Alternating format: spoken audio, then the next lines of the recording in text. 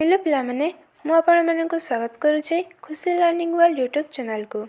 तो आज आम नवम श्रेणी साहित्य बहिर पद्म पद्यर प्रश्नावली करवा। निर्दिष्ट उत्तरमूलक। नंबर 1 दर्शने गद्य रूप दर्शन एहीपरि पद्य रूप लेखा जाइथिबा शब्दगुड़िकर गद्य रूप पठित कवितारू बाछि लेख। उत्तर आम लिखिपर बदने जार गद्य रूप कि बदनरे, ढाळई जार गद्य रूप ढाळे, भकत जार गद्य रूप भक्त, हरस जार गद्य रूप हर्ष, भकति जार गद्य रूप हेउछि भक्ति, अछई जार गद्य रूप हेउछि अछि। नंबर 2 पद्म, भगवान, सूर्य प्रतिशब्द गुड़ी को कवितारू बाछि लेख। तो प्रथम आम पद्मर प्रतिशब्द गुड़ी को लिखा। यार प्रतिशब्द गुड़िक है नलिनी, कमल, अरविंद, पुष्कर, उत्पल, तामरस, पंकज और राजीव, जहाँकि कवितारू बाछिकी आम लिखिछा। एबे भगवान भगवान प्रतिशब्द गुड़िक है विधि, विधाता, विहि, प्रभु, परमेश्वर, विभु, अनंत और महेश्वर। एबे सूर्यर है भास्कर और दिवाकर। नंबर 3 जीवन मरण भली विपरीत अर्थसूचक जोड़ी शब्दर 5 गोटी उदाहरण दियो। तो आमको विपरीत अर्थसूचक जोड़ी शब्दर उदाहरण देवार अच्छी। तो आम उत्तर लिखिपर सुख दुख, भल मंद, आलोक अंधार, उत्थान पतन, आकाश पाताल, पाप पुण्य, लाभ क्षति, आदान प्रदान, यही सब शब्द गुड़ाक लिखिपारे। अथवा आपण जो शब्द जानी जहाँकि विपरीत अर्थसूचक होइथिबो एवं जोड़ी शब्द मध्य होइथिबो बा जुग्म शब्द होइथिबो से गुड़िक लिखिपारे। नंबर 4 संधि विच्छेद कर परमेश्वर। यहाँ संधि विच्छेद कले हेब परम जोग ईश्वर। मुझे लिखि देवी देखिकी सेठारु लिखिने पदार बिंद। यह हेब पदयुक्त अरविंद। महेश्वर यह हेब महायुक्त ईश्वर। मनोरथ यह हेब मनःयुक्त रथ। नंबर 5 कविताटी क्यों शब्द एकाधिक थर व्यवहार करा जायछि लेख। उत्तर ढळ, तू, हस, तू, से, तुही, अमृत, पद्म, दर्शन, मधु, प्रेम, पवित्र, नाम, अरविंद, शुभ्र, सदा, मन इत्यादि शब्द गुड़िक एकाधिक थर व्यवहार करा जायछि। नंबर 6 अर्थगत पार्थक्य दर्शाई निम्नोक्त समुच्चारित शब्द गुड़िकर सार्थक वाक्य व्यवहार कर। बास बास। तो गोटे बासर अर्थ आम लिखिपर गृह। यह वाक्य गठन कले हेब बासच्युत लोकंकु थैथान करने सरकार बहुविध योजना करुछंती। आउ गोटे बासर आम लिखिपर वस्त्र, जार कि वाक्य रूप हेब पिंधा बास प्रत्यय परिवर्तन करने आवश्यक। एबे बर बर। गोटे बर आम लिखिपर आशीर्वाद, जार कि वाक्य रूप हेब ब्रह्मांक बरे बलियान होई महिषासुर इंद्रचंद्र मानिला नहीं। आउ गोटे बर आम लिखिपर वृक्ष विशेष, यार वाक्य रूप हेउछि बरगछर डाଳରେ पक्षी माने बसा बांधि थांती। तापरे अछि कर कर। प्रथम गोटे कर आम लिखिपर हाथ, जार वाक्य रूप है बहु लोकंकर बाम कर दक्षिण कर अपेक्षा अधिक दक्ष। आउ गोटे कर आम अर्थ लिखिपर खजण, जार वाक्य रूप हेब से 2 वर्ष है जल कर देई नाहंती। एबे है उपमा, यार गोटे अर्थ है सुजी प्रस्तुत खाद्य विशेष। यार वाक्य रूप हेउछि मते उपमा खाइबाकू भल लगे। आउ गोटे उपमार अर्थ लिखिपर अर्थालंकार। यार वाक्य रूप हेब कवि सम्राट उपेन्द्र भंजकर काव्यगुड़िकर उपमार बहुल प्रयोग देखा मिली थाए। नंबर 7 आउ गोटे रहीगला एठारे जोग जोग जोग जोग। तो प्रथम गोटे जोगर आम लिखिपर मिशाण, जार कि वाक्य रूप हेब ଆଜିକାଲି ଅଧିକାଂଶ ସରଳ କମ୍ପ୍ୟୁଟର ଦ୍ୱାରା ଯୋଗ ବିଯୋଗ ଆଦି ଗାଣିତିକ କ୍ରିୟା ସମ୍ପାଦିତ ହେଉଅଛି। ଆଉ ଗୋଟେ ଯୋଗରେ ଆମେ ଲେଖିପାରିବା ଶାରୀରିକ କ୍ରିୟା, ଯାହାର କି ବାକ୍ୟ ରୂପ ହେବ ବାବା ରାମଦେବଙ୍କ ପ୍ରଦର୍ଶିତ ଯୋଗ ସମ୍ପ୍ରତି ଲୋକପ୍ରିୟ ହେବାରେ ଲାଗିଛି। ଏବେ ଆମେ 7 ନମ୍ବର କରିବା ବିପରୀତାର୍ଥ ବୋଧକ ଶବ୍ଦ ଲେଖ। ଅମୃତ, ବିଷ, ଆନନ୍ଦ, ବିଷାଦ ବା ନିରାନନ୍ଦ, ଶୀତଳ, ଉଷ୍ମ, ପବିତ୍ର, ଅପବିତ୍ର ବା କଳୁଷିତ, ପୁଣ୍ୟ, ପାପ।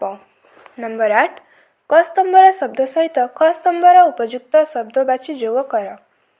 କ ସ୍ତମ୍ଭରେ ଦେଇଛି ପବିତ୍ରୀ, ଏହା ହେବ ରସ, ସରସୀ, ଏହା ହେବ ଜଳ, ଦିବ୍ୟ, ଏହା ହେବ ସିରି, ନିଗୂଢ଼, ଏହା ହେବ ଯୋଗ, କଳୁଷ, ଏହା ହେବ ପଙ୍କ। ନମ୍ବର 9 ଅଭିଧାନ ନିୟମ ଅନୁସାରେ ସଜାଇ ଲେଖ। ପୀୟୁଷ, ସୌରଭ, ତନୁ, ତାମରସ, ସିରି, ପୁଷ୍କର, ଅରବିନ୍ଦ। ଏହାକୁ ଅଭିଧାନ ନିୟମ ଅନୁସାରେ ସଜାଇକି ଲେଖିଲେ ହେବ ଅରବିନ୍ଦ, ତନୁ, ତାମରସ, ପୀୟୁଷ, ପୁଷ୍କର, ସିରି, ସୌରଭ। ନମ୍ବର 10 ଦିବାକର। ଏହି ଶବ୍ଦ ପରି ଶେଷ 2 ଅକ୍ଷର କର ଥିବା 3ଟି ଶବ୍ଦ ଲେଖ। ଲେଖିପାରିବା ଆମେ ଯେପରିକି ନିଶାକର, ଯାହାର ଅର୍ଥ ହେଉଛି ଚନ୍ଦ୍ର, କାକର, ଯାହାର ଅର୍ଥ ହେଉଛି ଶିଶିର, ପ୍ରଭାକର, ଯାହାର ଅର୍ଥ ହେଉଛି ସୂର୍ଯ୍ୟ। ଏହିପରି ଆପଣ ଅନ୍ୟାନ୍ୟ ଶବ୍ଦ ମଧ୍ୟ ଲେଖିପାରିବେ। ନମ୍ବର 11 ସୁମନୋହର। ଏହିପରି ସୁ ଲଗାଇ 5 ଗୋଟି ଶବ୍ଦ ଲେଖ। ସୁଉଚ୍ଚ, ସୁକୋମଳ, ସୁଲୋଚନା, ସୁକର୍ମ, ସୁକାନ୍ତି ଇତ୍ୟାଦି ଆଉ ବିଭିନ୍ନ ଶବ୍ଦ ଲେଖିପାରିବେ। ନମ୍ବର 12 ଅକ୍ଷର ଗୁଡ଼ିକ ସଜାଇ ଶବ୍ଦରେ ପରିଣତ କର। ମନ୍ଦରକ, ଏହାକୁ ସଜାଇକି ଲେଖିଲେ କ'ଣ ହେବ? ମକନ୍ଦର। ସରେ ଭହର, ଏହାକୁ ସଜାଇକି ଲେଖିଲେ ହେବ ହରସଭରେ। ରତାସମ, ଏହାକୁ ସଜାଇକି ଲେଖିଲେ ହେବ ତାମରସ। ରହନୋମ, ଏହାକୁ ସଜାଇକି ଲେଖିଲେ ହେବ ମନୋହର। କ୍ଷୁଦ୍ର ଉତ୍ତରମୂଳକ। ନମ୍ବର 13 ପଦ୍ମ ଦର୍ଶନରେ କବିଙ୍କ ହୃଦୟରେ କି ଭାବ ସୃଷ୍ଟି ହୁଏ? ଉତ୍ତର ପଦ୍ମର ଦର୍ଶନରେ କବିଙ୍କ ହୃଦୟ ପୁଣ୍ୟ ଆନନ୍ଦରେ ଅମୃତମୟ ହୋଇ ଉଠେ। ନମ୍ବର 14 ପଦ୍ମ ଫୁଲଟି କାହା ମଧ୍ୟରେ ଢଳ ଢଳ ହେଉଛି? ଉତ୍ତର ପୁଷ୍କରିଣୀର ନୀଳ ଜଳରାଶି ମଧ୍ୟରେ ତରଙ୍ଗାୟିତ ଉଜ୍ଜ୍ୱଳ ସୂର୍ଯ୍ୟକିରଣ ତଥା ଶ୍ୟାମଳ ପତ୍ରରାଜି ଗହଳରେ ପଦ୍ମଫୁଲଟି ଢଳ ଢଳ ହେଉଅଛି। ନମ୍ବର 15 ସୂର୍ଯ୍ୟ ପଦ୍ମମୁଖରେ କ'ଣ ଢାଳନ୍ତି? ଉତ୍ତର ସୂର୍ଯ୍ୟ ପଦ୍ମମୁଖରେ ଅବିରତ ଜ୍ୟୋତିଧାରା ଢାଳନ୍ତି। ନମ୍ବର 16 କବି କାହାକୁ ପୀୟୁଷ ସହିତ ତୁଳନା କରିଛନ୍ତି? ଉତ୍ତର କବି ସୂର୍ଯ୍ୟଙ୍କର ଶୁଭ୍ର ଜ୍ୟୋତିଧାରାକୁ ପୀୟୁଷ ସହ ତୁଳନା କରିଛନ୍ତି। ନମ୍ବର 17 କବି କାହାକୁ ଧନ୍ୟ ବୋଲି କହିଛନ୍ତି? ଉତ୍ତର କବି ପଦ୍ମ ତଥା ତାର ପ୍ରଭୁ ସୂର୍ଯ୍ୟଦେବଙ୍କୁ ଧନ୍ୟ ବୋଲି କହିଛନ୍ତି। ନମ୍ବର 18 ମଧୁପଦଳ କ'ଣ ପାଇଁ ପାଗଳ ହୁଅନ୍ତି? ଉତ୍ତର ପଦ୍ମର ହୃଦୟରେ ଥିବା ମକନ୍ଦର ରୂପକ ଅମୃତ ପାନ କରିବା ପାଇଁ ମଧୁପଦଳ ପାଗଳ ହୋଇ ଉଠନ୍ତି। ନମ୍ବର 19 ପଦ୍ମଫୁଲ ଦେଖିବାକୁ କିପରି? ଉତ୍ତର ଶ୍ୱେତ ଓ ଲୋହିତ ରଙ୍ଗରେ ରଞ୍ଜିତ ପଦ୍ମର ଶୁଭ୍ର ଶରୀର ଅବିସ୍ମରଣୀୟ ତଥା ସର୍ବାଶୋଭାରେ ଉପମାସ୍ତଳ ଅଟେ। ନମ୍ବର 20 କେଉଁ ରସରେ ପଦ୍ମ ଅନନ୍ତ ପରିପୂର୍ଣ୍ଣ? ଉତ୍ତର ସ୍ନେହ, କରୁଣା ଓ ଭକ୍ତି ରୂପକ ପବିତ୍ର ରସରେ ପଦ୍ମ ଅନନ୍ତ ପରିପୂର୍ଣ୍ଣ ହୋଇଛି। ନମ୍ବର 21 ପଦ୍ମ ସହିତ ଶରୀରର କେଉଁ ଅଙ୍ଗଗୁଡ଼ିକୁ ତୁଳନା କରାଯାଏ? ଉତ୍ତର ପଦ୍ମ ସହିତ ଶରୀରର ମୁଖ, ନୟନ, କର ଓ ଚରଣ ପ୍ରଭୃତି ଅଙ୍ଗଗୁଡ଼ିକୁ ତୁଳନା କରାଯାଏ। ନମ୍ବର 22 ଶରୀରର କେଉଁ କେଉଁ ଅଙ୍ଗ ପଦ୍ମ ନାମ ସହିତ ମିଶିଥାଏ? ଉତ୍ତର ଶରୀରର ମୁଖ, ନୟନ, କର ଓ ଚରଣ ଅଙ୍ଗଗୁଡ଼ିକ ପଦ୍ମ ନାମ ସହିତ ମିଶିଥାଏ। ନମ୍ବର 23 ସତ୍ୟ ଶିବ ସୁନ୍ଦର କିଏ? ଉତ୍ତର ସତ୍ୟ ଶିବ ସୁନ୍ଦର ହେଉଛନ୍ତି ପରମେଶ୍ୱର। ନମ୍ବର 24 ସର୍ବଶୋଭାର ମିଳନସ୍ଥଳ ବୋଲି କବି କାହାକୁ କହିଛନ୍ତି? ଉତ୍ତର କବି ପଦ୍ମକୁ ସର୍ବଶୋଭାର ମିଳନସ୍ଥଳ ବୋଲି କହିଛନ୍ତି। ନମ୍ବର 25 କବି ନିଜକୁ ପଦ୍ମ ସହିତ ତୁଳନା କରିବାରେ ଦୁଃଖିତ କାହିଁକି? ଉତ୍ତର ପାପ ପଙ୍କରେ ମଳିନ ହୋଇଥିବା କବି ରବିଙ୍କର ସ୍ପର୍ଶରେ ଦିବା ସୌନ୍ଦର୍ଯ୍ୟ ସୁରଭି ଓ ପବିତ୍ରତାର ଅଧିକାରୀ ହୋଇଥିବା ପଦ୍ମ ସହିତ ନିଜକୁ ତୁଳନା କରିବାକୁ ଅଯୋଗ୍ୟ ବୋଲି ମନେକରି ଦୁଃଖିତ ହୋଇଛନ୍ତି। ନମ୍ବର 26 ତୋ ପରି ଶୁଭ୍ର ହେବି କବି କାହାକୁ ଏପରି କହିଛନ୍ତି? ଉତ୍ତର କବି ଏପରି ପଦ୍ମକୁ କହିଛନ୍ତି। ନମ୍ବର 27 କବି କାହାଠାରୁ ଆଶୀର୍ବାଦ ଭିକ୍ଷା କରିଛନ୍ତି? ଉତ୍ତର କବି ପଦ୍ମଠାରୁ ଆଶୀର୍ବାଦ ଭିକ୍ଷା କରିଛନ୍ତି। ନମ୍ବର 28 କବି କେଉଁ ପୁଣ୍ୟବ୍ରତ ଶିଖିବା ପାଇଁ ଇଚ୍ଛା କରିଛନ୍ତି? ଉତ୍ତର ଈଶ୍ୱରଙ୍କ ଠାରେ ନିଜକୁ ପୂର୍ଣ୍ଣ ଭାବରେ ସମର୍ପିତ କରିବା ରୂପକ ପୁଣ୍ୟବ୍ରତକୁ ଶିକ୍ଷା କରିବାର ପାଇଁ କବି ଇଚ୍ଛା ପ୍ରକାଶ କରିଛନ୍ତି। ନମ୍ବର 29 ପ୍ରିୟଜନଙ୍କର ବିଭିନ୍ନ ଅଙ୍ଗ କେତେବେଳେ ସୁଖର କାରଣ ହୋଇଥାଏ ବୋଲି କବି କହିଛନ୍ତି? ଉତ୍ତର ପ୍ରିୟଜନଙ୍କର ବିଭିନ୍ନ ଅଙ୍ଗ ପଦ୍ମର ନାମ ସହ ସଂଯୁକ୍ତ ହେଲେ ସୁଖର କାରଣ ହୋଇଥାଏ। ନମ୍ବର 30 ସୂର୍ଯ୍ୟ ଓ ପଦ୍ମ ମଧ୍ୟରେ କି ସମ୍ପର୍କ ରହିଛି? ଉତ୍ତର ସୂର୍ଯ୍ୟ ଏବଂ ପଦ୍ମ ମଧ୍ୟରେ ଭକ୍ତ ଭଗବାନ ଏବଂ ପ୍ରେମିକ ପ୍ରେମିକାର ମଧୁର ସମ୍ପର୍କ ରହିଛି। ନମ୍ବର 31 ପଦ୍ମ ସୂର୍ଯ୍ୟଙ୍କୁ କିପରି ଚାହିଁଥାଏ? ଉତ୍ତର ପଦ୍ମ ସୂର୍ଯ୍ୟଙ୍କୁ ଆନନ୍ଦରେ ସହାସ୍ୟ ବଦନରେ ତଥା ଅପଲକ ନେତ୍ରରେ ଚାହିଁ ରହିଥାଏ। ନମ୍ବର 32 ଇଚ୍ଛା ପୂରଣ ପାଇଁ କବି କାହାର ଆଦର୍ଶ କାମନା କରିଛନ୍ତି? ଉତ୍ତର ଇଚ୍ଛା ପୂରଣ ପାଇଁ କବି ପଦ୍ମର ଆଶୀର୍ବାଦ କାମନା କରିଛନ୍ତି। ଆହା କି ଦିବ୍ୟସିରି ତହୁଁ ତୁ ଲଭୁ ଧନ୍ୟ ଉତ୍ପଳ ଧନ୍ୟ ତୋହର ପ୍ରଭୁ। ଉତ୍ତରରେ ଲେଖିବା ଉକ୍ତ ପଦ୍ୟାଂଶଟି ଆମ ପଠିତ ସାହିତ୍ୟ ବହିର ପଦ୍ମ କବିତାରୁ ଆନିତ। ଏଠାରେ କବି ମଧୁସୂଦନ ରାଓ ସୁଷମା ସୌରଭ ବିମଣ୍ଡିତ ପଦ୍ମ ଓ ତାର ପ୍ରାଣପ୍ରିୟ ପ୍ରଭୁ ତପନ ଉଭୟଙ୍କ ମୋହନାତର ଜୟଗାନ କରିଛନ୍ତି। ସୂର୍ଯ୍ୟପ୍ରିୟ ପଦ୍ମ ରବିରଶ୍ମି ସ୍ପର୍ଶରେ ବିକଶିତ ହୁଏ। ପ୍ରାଣପ୍ରିୟ ପ୍ରଭୁଙ୍କ ଅବିରଳ ନିପତିତ ଜ୍ୟୋତିଧାରାକୁ ସଭକ୍ତି ଆକଣ୍ଠ ପାନ କରି ସେ ଅପୂର୍ବ ରୂପ ଲାବଣ୍ୟ ଲାଭ କରେ। ନିଜ ଆରାଧ୍ୟ ପ୍ରଭୁ ଦିବାକରଙ୍କ ଦିବ୍ୟ ସ୍ପର୍ଶ ହିଁ ତାକୁ ଅପୂର୍ବ ଅନୁପମ ତନୁଶ୍ରୀ ପ୍ରାପ୍ତ କରାଇଛି। ଚିରକୃତଜ୍ଞ ରାଜୀବ ମଧ୍ୟ ସଦା ସହାସ୍ୟ ବଦନରେ ନିର୍ନିମେଷ ନୟନରେ ପ୍ରାଣପ୍ରିୟଙ୍କ ପ୍ରତି ଉନ୍ମୁଖ ରହିଛି। ଉଭୟଙ୍କ ମଧ୍ୟରେ ରହିଥିବା ଅପୂର୍ବ ଶାଶ୍ୱତ ପ୍ରେମ କବିଙ୍କ ମହାନୀୟତାର ଅନନ୍ୟ ଆଦର୍ଶ ଭାବେ ପ୍ରତୀୟମାନ ହୋଇଛି। ତେଣୁ ଅବର୍ଣ୍ଣନୀୟ ଦିବ୍ୟ ଶ୍ରୀମଣ୍ଡିତ ଉତ୍ପଳ ଓ ତାର ପ୍ରାଣପ୍ରିୟ ତପନ ଉଭୟେ ଧନ୍ୟ ବୋଲି ବର୍ଣ୍ଣନା କରି ପଦ୍ମଠାରୁ ସେହି ମହାନ ଗୁଣ ଶିକ୍ଷା କରିଛନ୍ତି ବୋଲି କବି କହିଛନ୍ତି। ନମ୍ବର 34 ସର୍ବଶୋଭାର ତୁହି ଉପମା ସ୍ଥଳ ଭକତ ପ୍ରେମିକର ତୁହି ସମ୍ବଳ। ଉତ୍ତରରେ ଲେଖିବା ଉକ୍ତ ପଦ୍ୟାଂଶଟି ଆମ ପଠିତ ସାହିତ୍ୟ ବହିର ପଦ୍ମ କବିତାରୁ ଆନିତ। ଏଠାରେ କବି ଭକ୍ତକବି ମଧୁସୂଦନ ରାଓ କୋଟି ଲାବଣ୍ୟନିଧି ପଦ୍ମର ଅନିର୍ବଚନୀୟ ରୂପ ମାଧୁରୀରେ ବିମୋହିତ ହୋଇ ଭକ୍ତ ଓ ପ୍ରେମିକଙ୍କ ପାଇଁ ସେ କିପରି ଦିବ୍ୟ ଆକର୍ଷଣର ବସ୍ତୁ ତାହା ବର୍ଣ୍ଣନା କରିଛନ୍ତି। ସୃଷ୍ଟିରେ ପଦ୍ମପୁଷ୍ପର ସ୍ୱତନ୍ତ୍ର ସୁଷମା ଓ ସୁରଭିତାକୁ ଭକ୍ତ ଓ ଭଗବାନ ଉଭୟଙ୍କ ପାଇଁ ଆକର୍ଷଣୀୟ କରାଇଛି। ଏହି ଦେବପ୍ରିୟ ପୁଷ୍ପକୁ କବି ସାରା ବିଶ୍ୱରେ ପ୍ରକଟିତ ସର୍ବଶୋଭାର ମିଳନସ୍ଥଳ ବୋଲି ବର୍ଣ୍ଣନା କରିଛନ୍ତି। ଶ୍ୱେତ ଓ ଲୋହିତ ରଙ୍ଗ ସମ୍ମିଶ୍ରଣରେ ଅପୂର୍ବ ରୂପ ଲାବଣ୍ୟ ଲାଭ କରି ଦର୍ଶକ ପ୍ରାଣକୁ ଦିବ୍ୟତାରେ ଭରିଦିଏ। ଏହି ପୁଷ୍ପ ପଦ୍ମର ସୌନ୍ଦର୍ଯ୍ୟ ଅତୁଳନୀୟ। କବିଙ୍କ ମତରେ ରୂପମାଧୁରୀ ଦୃଷ୍ଟିରୁ ପଦ୍ମ ନିଜେ ହିଁ ନିଜର ଉପମା। ବରଂ ଏହି ଅନନ୍ୟ ପୁଷ୍ପର ମନୋହାରିତା ସୃଷ୍ଟିର ଅନ୍ୟ ସମସ୍ତ ଶୋଭାସମ୍ଭାର ପାଇଁ ଉପମା ଭାବେ ବିବେଚିତ ହୋଇପାରେ। ଭକ୍ତ ପଦ୍ମର ସ୍ୱର୍ଗୀୟ ସୁଷମାରେ ପରମେଶ୍ୱରଙ୍କ ରୂପ ଦର୍ଶନ କରେ। ଭଗବାନଙ୍କ ଅଙ୍ଗପ୍ରତ୍ୟଙ୍ଗ ସହ ପଦ୍ମ ନାମକୁ ସଂଯୋଜିତ କରି ସେ ଦିବ୍ୟ ପ୍ରେମରେ ତଲ୍ଲୀନ ହୁଏ। ପ୍ରିୟଜନର ମୁଖ ନୟନ କର ଓ ଚରଣାଦି ସହ ପଦ୍ମନାମ ସଂଲଗ୍ନ କରି ପ୍ରେମିକ ହୁଏ ଉଲ୍ଲସିତ। ସେଥିପାଇଁ କବି ପଦ୍ମକୁ ଭକ୍ତ ଓ ପ୍ରେମିକର ସମ୍ବଳ ଭାବେ ବର୍ଣ୍ଣନା କରିଛନ୍ତି। ନମ୍ବର 35 ମଧୁମୟ ପବିତ୍ର ଯାହା ବିଶ୍ୱରେ ତୋ ନାମ ସଙ୍ଗେ ମିଶା ବିଧାତା ବରେ। ଉତ୍ତରରେ ଲେଖିବା ଉକ୍ତ ପଦ୍ୟାଂଶଟି ଆମ ପଠିତ ସାହିତ୍ୟ ବହିର ପଦ୍ମ କବିତାରୁ ଆନିତ।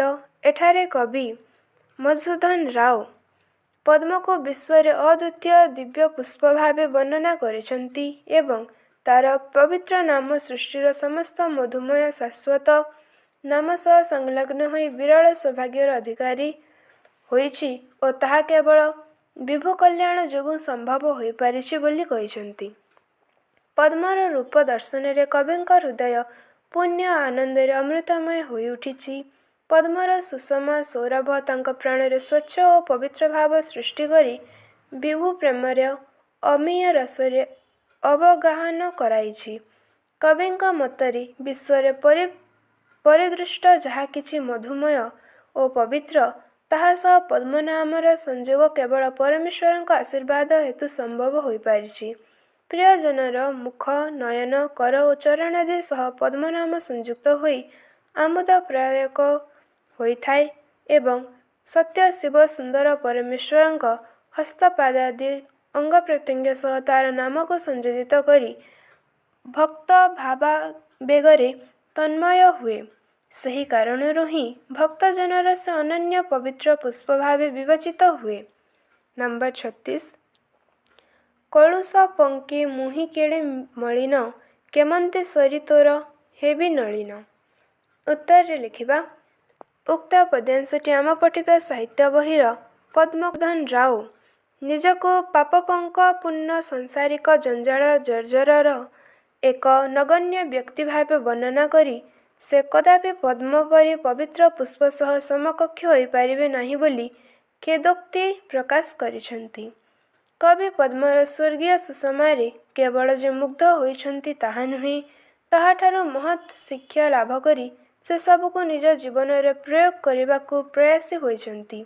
ପରଂବ୍ରହ୍ମ ପରମେଶ୍ୱରଙ୍କ ପାଦପଦ୍ମରେ ସମର୍ପିତ ହୋଇ ତାଙ୍କ ପ୍ରତି ସଦା ଉନ୍ମୁଖ ରହିବାକୁ ପଦ୍ମ କବିଙ୍କୁ ଇଙ୍ଗିତ ପ୍ରଦାନ କରିଛି। ମାତ୍ର ପାପପଙ୍କପୂର୍ଣ୍ଣ ସାଂସାରିକ ଜଞ୍ଜାଳରେ ନିମଗ୍ନ କବି ଶୁଭ୍ର ପବିତ୍ର ପଦ୍ମ ସହ ନିଜକୁ ତୁଳନା କରିବାର ସାହସ କରିପାରି ନାହାନ୍ତି। କାମ, କ୍ରୋଧ, ଲୋଭ, ମୋହାଦି ପରିପୂର୍ଣ୍ଣ ସଂସାରରେ ବୁଡ଼ି ରହି କବି ନିଜର ସ୍ୱଚ୍ଛତା ଓ ପବିତ୍ରତା ରକ୍ଷା କରିବାରେ ଅସଫଳ ହୋଇଛନ୍ତି ବୋଲି ନିଜ ଜୀବନ ଦର୍ଶନର ଅନୁଶୀଳନ କରି ଆତ୍ମଗ୍ଳାନିରେ ଭାରାକ୍ରାନ୍ତ ହୋଇ ପଡ଼ିଛନ୍ତି। କଳୁଷିତ ମନ ଓ ପ୍ରାଣର ଅଧିକାରୀ ହୋଇ ସେ ପଦ୍ମ ପରି ଦିବ୍ୟଶ୍ରୀ ମଣ୍ଡିତ ହୋଇ ପାରିବେ ନାହିଁ ବୋଲି ବିଷାଦଗ୍ରସ୍ତ ହୋଇଛନ୍ତି। ନମ୍ବର 37 ଶିଖାଅ ମୋତେ ସଦା ଏ ପୁଣ୍ୟ ବ୍ରତ ତୋର ଆସିଛି ପୁରୁ ମୋ ମନୋରଥ। ଉତ୍ତରରେ ଲେଖିବା ଉକ୍ତ ପଦ୍ୟାଂଶଟି ଆମ ପଠିତ ସାହିତ୍ୟ ବହିର ପଦ୍ମ କବିତାରୁ ଆନୀତ। ଏଠାରେ କବି ମଧୁସୂଦନ ରାଓ ପଦ୍ମକୁ ନିଜ ଆଧ୍ୟାତ୍ମିକ ଗୁରୁ ଆସନରେ ଆସୀନ କରି ତାଠାରୁ ବିଶ୍ୱନିୟନ୍ତାଙ୍କ ନିକଟରେ ସମର୍ପିତ ହେବା ପୂର୍ବକ ତାଙ୍କ ପ୍ରତି ସଦା ଉନ୍ମୁଖ ରହିବାର ପବିତ୍ର ବ୍ରତ ଶିକ୍ଷାଲାଭ କରିବାକୁ ଏବଂ ସେହି ଅଭିପ୍ସା ପରିପୂରଣ ଦିଗରେ ପଦ୍ମର ଶୁଭାଶିଷ କାମନା କରିଛନ୍ତି। ପଦ୍ମ ସଦା ସହାସ୍ୟ ବଦନରେ ଅପଲକ ନୟନରେ ନିଜ ପ୍ରାଣପ୍ରିୟ ଆରାଧ୍ୟ ଦେବତା ତପନଙ୍କ ପ୍ରତି ଉନ୍ମୁଖ ରହେ। ଦିବାକର ମଧ୍ୟ ପ୍ରାଣପ୍ରିୟାର ମୁଖମଣ୍ଡଳରେ କର କିରଣ ସ୍ପର୍ଶ ଦେଇ ତାକୁ ଦୀପ୍ତିମନ୍ତ କରନ୍ତି। ତାଙ୍କ ଦିବ୍ୟ ସ୍ପର୍ଶରେ ପଦ୍ମର ସୁକୋମଳ ତନୁଶ୍ରୀ ହୋଇଉଠେ ଅମୃତମୟ। ସୂର୍ଯ୍ୟଙ୍କ ଅବିରଳ ନିପତିତ ଜ୍ୟୋତିଧାରାକୁ ଆକଣ୍ଠ ପାନ କରି ପଦ୍ମ ହୋଇଉଠେ କୋଟି ଲାବଣ୍ୟ ନିଧି। ଅନିର୍ବଚନୀୟ ଦିବ୍ୟଶ୍ରୀ ମଣ୍ଡିତ ହୋଇ ତାର ଜୀବନ ଧନ୍ୟ ହୋଇଉଠେ। ପଦ୍ମଠାରେ ସେହି ଏକନିଷ୍ଠ ସାଧନା ଲକ୍ଷ୍ୟ କରି ତାରି ଆଦର୍ଶରେ କବି ଅନୁପ୍ରାଣିତ ହୋଇଛନ୍ତି। ସାଧନାର ସେହି ପୁଣ୍ୟବ୍ରତ ତାଠାରୁ ଶିକ୍ଷାଲାଭ କରି ଅନନ୍ତ ମହେଶ୍ୱର ପରଂବ୍ରହ୍ମ ପରମାତ୍ମାଙ୍କଠାରେ ନିଜକୁ ସମର୍ପିତ କରିବାକୁ ମନରେ ଅଭିପ୍ସା ପୋଷଣ କରିଛନ୍ତି। ତାଙ୍କର ଏହି ମନୋକାମନା ଯେ ପଦ୍ମର ଶୁଭାଶିଷ ଦ୍ୱାରା ସମ୍ଭବ, ଏହା ଚିନ୍ତା କରି କବି ପଦ୍ମର ଶରଣାପନ୍ନ ହୋଇଛନ୍ତି। ଗୁରୁ ଆଶୀର୍ବାଦ ପ୍ରାପ୍ତ ହେଲେ ସେ ମଧ୍ୟ ବ୍ରହ୍ମସ୍ୱାଦ ଲାଭ କରିପାରିବେ ଓ ବ୍ରହ୍ମସ୍ୱରୂପ ଧାରଣ କରିବାରେ ସକ୍ଷମ ହେବେ ବୋଲି ମନରେ ଆସ୍ଥା ପ୍ରକଟ କରିଛନ୍ତି। ତ ଆଜି ପାଇଁ ଏତିକି। ଏହି ଭିଡ଼ିଓ ଯଦି ଭଲ ଲାଗିଲା ତାହେଲେ ଲାଇକ୍, କମେଣ୍ଟ ଆଉ ସେୟାର କରନ୍ତୁ। ଆଉ ଏହି ଚ୍ୟାନେଲକୁ ଯଦି ସବସ୍କ୍ରାଇବ୍ କରିନାହାନ୍ତି ତାହେଲେ ଜଲ୍ଦି ସେ ସବସ୍କ୍ରାଇବ୍ କରିଦିଅନ୍ତୁ। ଆଗକୁ ମଧ୍ୟ ଏହିପରି ଶିକ୍ଷାର ଭିଡ଼ିଓ ଦେଖିବା ପାଇଁ।